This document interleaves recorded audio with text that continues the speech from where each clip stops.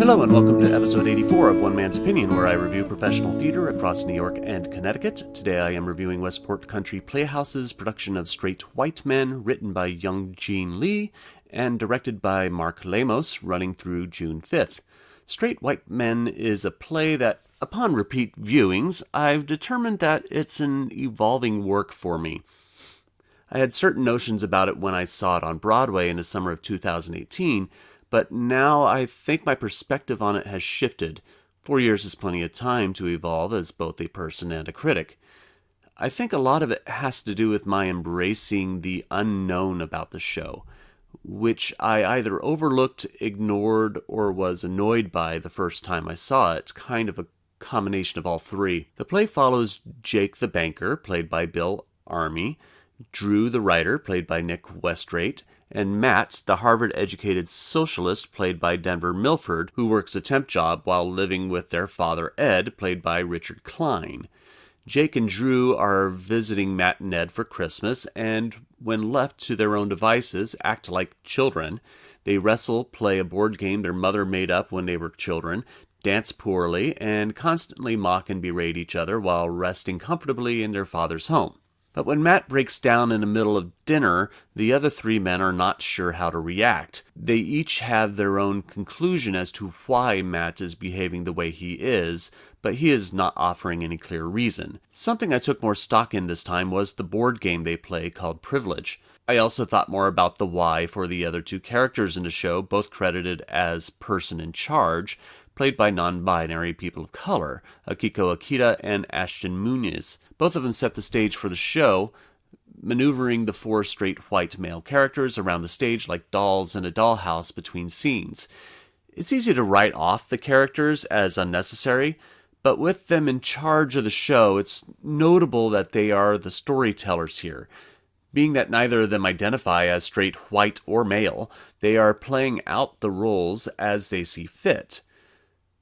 This becomes a potentially slippery slope regarding narratives, so bear with me. The play, as I currently interpret it, is that this is a fantasy of how straight white men behave from the imagination of people who aren't straight, white, or male. They get the stereotypes right as far as my experience is with other straight white men, especially Gen Xer straight white men, whom the three brothers are. Really, I think this is where the disconnect is from audience members I've seen at both this and on Broadway who reacted negatively to the show, most of whom are baby boomers. It feels like there should be a fourth identifier here, and that is Gen X. But of course you can't do that because their dad is not a Gen Xer. With that in mind, the apparent hypocrisies and conflicting behaviors become clearer. Drew and Jake spout progressive philosophies that they claim to be beholden to, but their behavior and treatment of Matt indicate that they are not as liberally minded as they claim to be. Otherwise, they'd be okay with his current position, living and working in a servant role to their father and having a temp job. The previously mentioned board game reinforces this idea, as when Drew and Jake are playing it together, they both immediately choose to be the iron and a thimble. It's a repurposed Monopoly board. Symbols of servant class labor, which, as far as the game is concerned, extra points for them. This has been a rather lengthy discourse on the play's purpose, I know, but I feel like it needed to be addressed as far as I interpret the piece. As for this production itself, I felt it was mostly successful. I feel like the show could have benefited from another week of rehearsals. Actors were fumbling over lines, and the pacing of the dialogue felt stilted at times. Lamos, who is usually one of the most reliable directors in Connecticut, could have better blocked the piece as well. There were times when Ed the dad is supposed to be seeing Matt descend the stairs into the basement where they are all hanging out, and Richard Kline has to crane his neck nearly all the way behind him in order to see the stairs. Just moving him to a different spot on stage in which he has a better vantage point would have gone a long way to making those moments in the play more believable. Kristen Robinson's set design is great.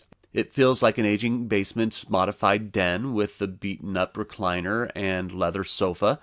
I like that she and Lamos chose to keep the set completely parallel to the proscenium, as it is typical for stages to be rotated in some degree. This keeps the illusion of the set being a playroom for the persons in charge to maneuver them. Straight White Men isn't going to be for everyone. People may walk out of it perplexed by the ending and the premise of the different characters' arguments. I hope I helped clarify it from my perspective, but being a straight white man myself, I may be totally off. I think the cast is only going to get better over time, and the pacing and fumbling dialogue should correct itself. So if I recommend seeing the show, I would suggest seeing it later in the run than earlier. When the pacing and timing cleans up, Straight White Men should be a funny, if sometimes brutal look at the offensive, charming, and sometimes pathetic lives of its title subject matter. But I am only one man's opinion, so be sure to leave yours in the comments below. If you're interested in seeing Straight White Men, I'll leave a link in the description where you can get tickets. You can support my channel by liking, sharing, and subscribing, and turn on the notification bell to be alerted to future reviews. My next review will be Legacy Theater's production of Death Trap. Thank you for watching, and I will see you at the theater.